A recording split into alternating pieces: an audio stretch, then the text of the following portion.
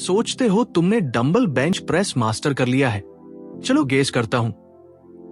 तुम्हारी कोहनियां बाहर 90 डिग्री पर फैल रही है, तुम्हारी लोअर बैक बिल्कुल फ्लैट चिपकी हुई है और वो डंबल्स तुम्हारी छाती से बास्केटबॉल की तरह उछल रहे हैं। अगर ये तुम हो तो सिर्फ गेन मिस नहीं कर रहे, तुम धीरे धीरे अपने शोल्डर्स को भी खराब कर रहे हो।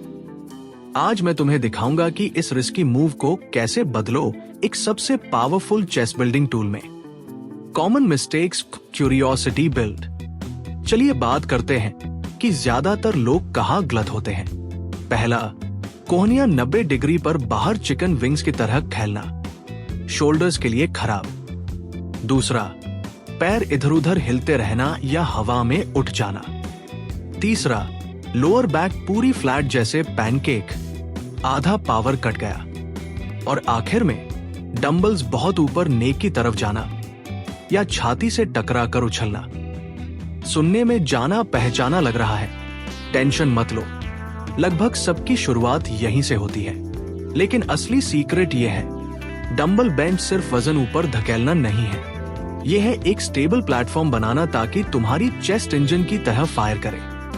और सोचो क्या, तुम्हारे पैर, बैक, यहां तक कि सांस लेना, सब इसमें बड़ी भूमिका निभाते हैं। Step 1, foundation a setup. अब असली मैजिक यहीं से शुरू होता है। फीट प्लांटेड, अपने पैरों को जमीन में ऐसे गाड़ो जैसे शिप के एंकर। अगर पैर हिलेंगे तो पूरा शरीर डगमगाएगा। बैक आर्च, बहुत ज्यादा नहीं, बस नेचुरल कर्व। सोचो कि अपनी चेस्ट को इतना ऊपर उठाऊं कि वही सबसे ऊंचा पॉइंट बने। Shoulder blades locked, shoulder blades को पीछे और नीचे खींचो जैसे बैक पॉकेट्स में टक कर रहे हो। ये शोल्डर्स को सुरक्षित और मजबूत पोजीशन में रखता है। लाइट बल्ब मोमेंट, अगर ये फाउंडेशन स्किप किया तो मानो रेत पर स्काईस्क्रैपर बना रहे हो। इसीलिए ज्यादातर लोग हैवी डंबल्स पर अस्थिर महसूस करते हैं। Step 2, hand dumbbell position. अब हाथ और डंबल पोजीशन सुधारते हैं। ग्रिप, न्यूट्रल लेकिन मजबूत। नकल्स ऊपर की ओर, कलाई सीधे कोहनी के ऊपर, न मुड़े न तिरछे। डंबल पाथ, डंबल्स को मिड चेस्ट तक लाओ, नेक की तरफ नहीं। सोचो जैसे दराज स्लाइड कर रहे हो, सीधा, स्मूथ, कंट्रोल्ड। एल्बोस, धड़ से लगभग 45 डिग्री पर, न बहुत बाहर खुले न बिल्कुल चिपके।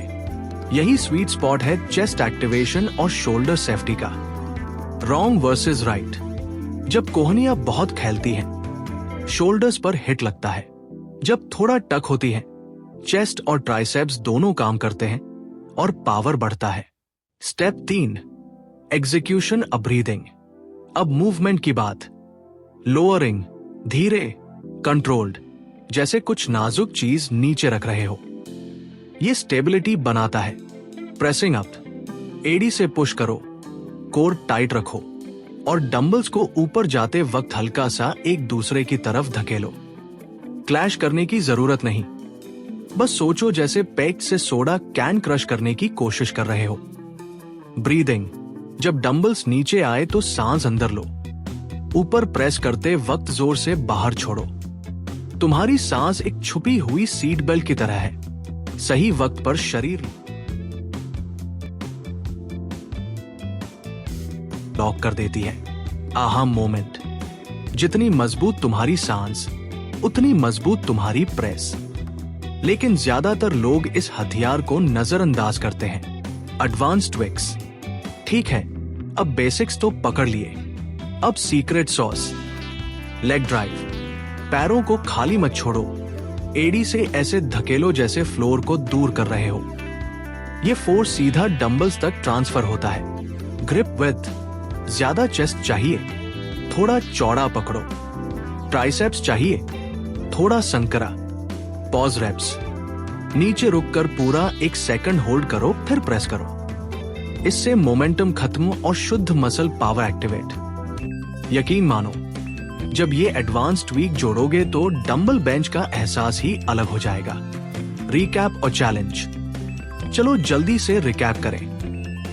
पैर जमीन में lock, natural back arch, shoulders पीछे खींचे हुए, डंबल्स मिड चेस्ट पर, कोहनियां 45 डिग्री पर, कंट्रोल्ड लोअरिंग, पावरफुल प्रेसिंग और स्मार्ट ब्रीदिंग।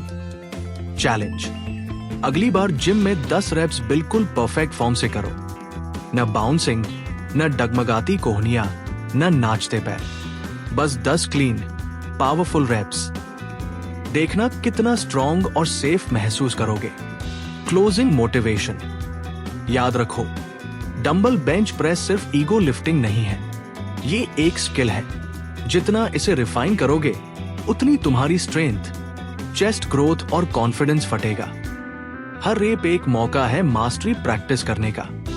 तो सिर्फ वजन मत उठाओ, बनाओ स्ट्रेंथ, बनाओ कंट्रोल, बनाओ और ऐसा फाउंडेशन बनाओ जिससे जिम की हर और एक्सरसाइज आसान हो जाए।